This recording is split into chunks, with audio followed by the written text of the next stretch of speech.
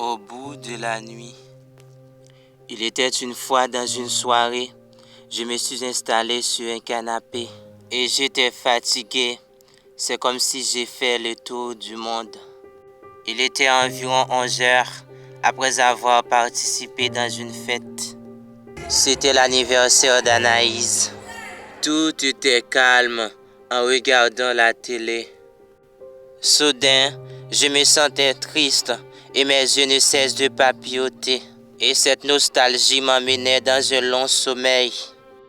En dormant, je rêve d'un beau pays connu sous le nom Haïti. Et presque tous nos habitants ne cessent de le contempler. Il a un bon climat tropical.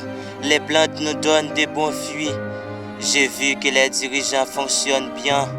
Il n'y avait pas la corruption. Nous avons une nourriture saine et efficace.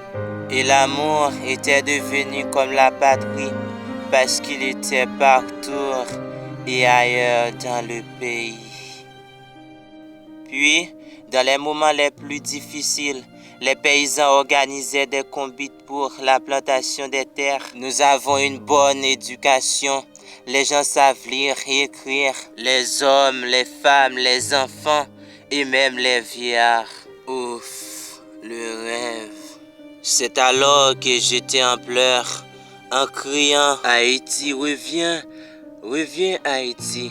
Pourquoi nous sommes retrouvés dans le désespoir? Tout à coup, un homme s'était apparu, soutenu par l'univers, en me disant « Que dois-je faire pour vous soulager, mon enfant ?»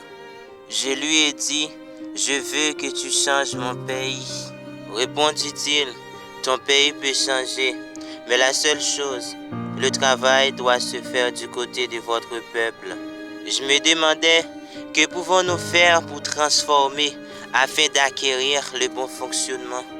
Il me dit, si les Haïtiens se détournaient de cette mauvaise voie, s'ils renoncent à la corruption et pratiquent la justice, c'est à ce moment-là que nous pouvons retrouver dans un état agréable.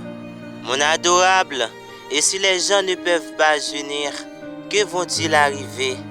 Il me disait, nous mourrons tous comme des idiots si nous ne voulons pas vivre comme des frères. Si vous aimeriez de mettre ton beau pays sur le bon chemin, change toi-même. C'est alors que la nation haïtienne va être sur le socle du développement.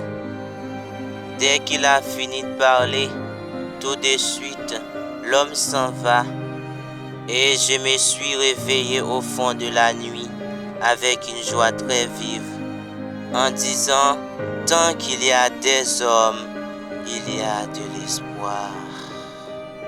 Nehemans, le